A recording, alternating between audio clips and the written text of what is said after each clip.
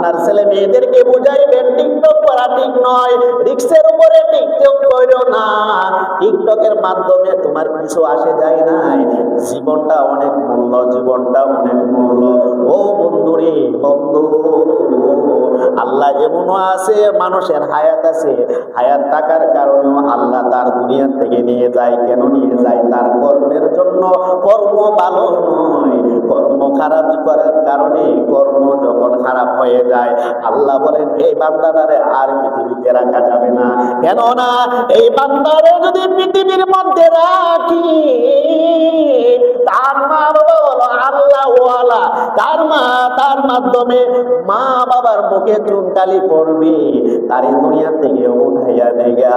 এইভাবে আল্লাহ পাক রব্বুল আলামিন তার বান্দাদেরকে এইভাবে উঠাইয়া নেন। ও বন্ধু, বন্ধুরে, আজকের ওয়াজ থেকে, আজকের আলোচনা থেকে আমি পর্দার আড়ালের মা বোনদেরকে বলবো, আপনার ছেলে মেয়েদেরকে আপনারাই গড়বেন, ঠিক না? আপনার ছেলে মেয়েদেরকে আপনারাই গড়বেন, আপনারাই আপনার আদর্শে আদর্শিত হবে। আপনি যদি খারাপ হন আপনার ছেলে মেয়েও খারাপ হবে, আপনি যদি নামাজি হন আপনার ছেলে নামাজি হবে, আপনি যদি কোরআন তেলাওয়াতকারী হন আপনার ছেলে মেয়েও কোরআন তেলাওয়াত করবে। ও বন্ধুরা, আমরা মা বাবা যারা আছি আমরা নিজের আমাদের দোষ হয়েছে, আমরা আমাদের ছেলে মেয়ে যাই বলে তাই করতে চেষ্টা করি।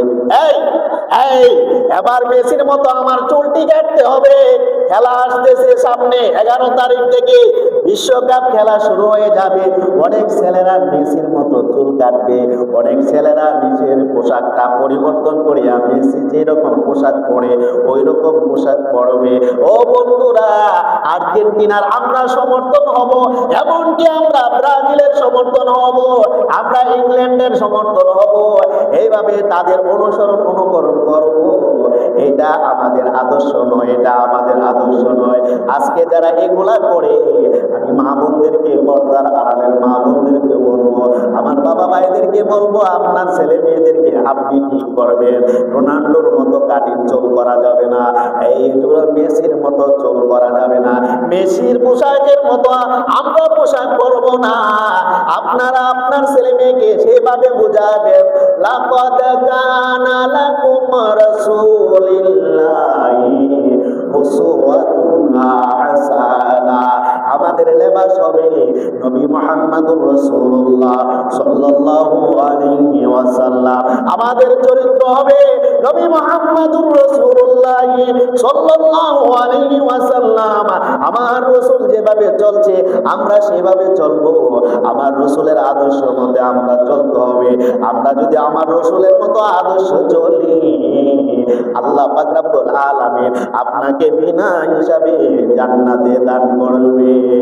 ও বন্ধু, বন্ধু, বন্ধুরে, আপনার ছেলে মেয়েরা যদি মেসির মতো পোশাক পরিয়ায় চলাফেরা করে ইহুদি নাসারাদের মতো, সেইটা আল্লাহর পেয়ারা বান্দা হতে পারে না।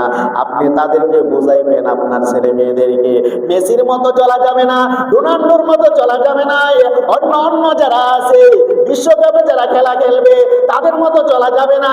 তোমার লেবাসটা হতে হবে সুন্দর, চুলগুলা হতে হবে সুন্দর, দেখলে যেন তোমাকে মানুষ ভালো বলে, তোমার বাবার কথা যেন তোমাকে দেখে স্মরণ করে।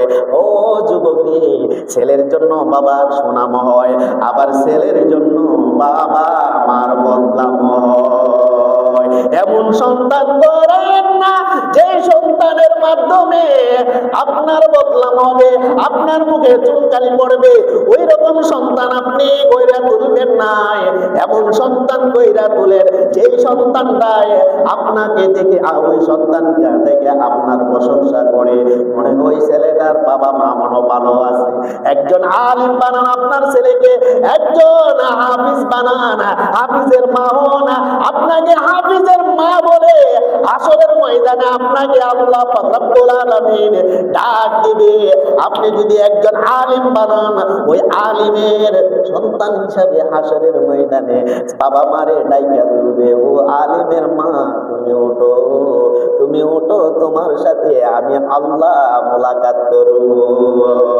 আমার জান্নাত মদিনা, আমার প্রাণ মদিনা, আমার জান মদিনা, আমার প্রাণ মদিনা, ভুলে যেতে চাইলে ভোলা যায় না। আমার জান মদিনা, আমার প্রাণ মদিনা, আমার জান মদিনা, আমার প্রাণ মদিনা, ভুলে যেতে চাইলেও ভোলা যায় না, ভুলে যেতে চাইলেও ভোলা যায় না। ও বন্ধু, নবীর আদর্শ আপনার সন্তানদেরকে বানান বাবারা। আজকে যদি আপনি মারা যান, আপনার জানাজাটা যদি আপনার ছেলে পড়ায়, এই আপনার ছেলে যদি পড়ায়, তাহলে আল্লাহ বলেন ওই বান্দার জীবনের গুনাহ আমি আল্লাহ মাফ করে দিব। কবরের পাশে যদি দাঁড়াইয়া ওই সন্তানটা মার জন্য বলে রব্বিরহামহুমা কামা রব্বায়ানি সগীরা, আল্লাহ ডাক দিয়ে বলবে, রে ও ফেরেশতারা, তার বাবার জন্য সে কিভাবে কাঁদতেছে দেখুনি, তার মার জন্য কিভাবে কাঁদতেছে তোমরা দেখুনি, আমি তো সহ্য করতে পারতেছি না।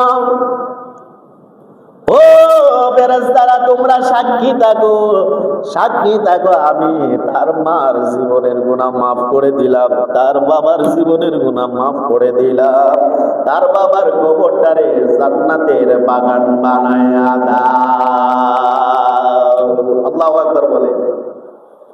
ওই রকম সন্তান বানায়া যান, হাফেজ একজন বানায়া যান, আপনার জন্য দোয়া করবে, সব সময় ঘরের মধ্যে কোরআন তেলাওয়াত করবে, নবীর উপরে দরুদ শরীফ পড়বে। এই নবীর উপরে দরুদ পড়লে আল্লাহ বলেন আমি তার 10টি গুনাহ মাফ কইরা দেই। সুবহানাল্লাহ।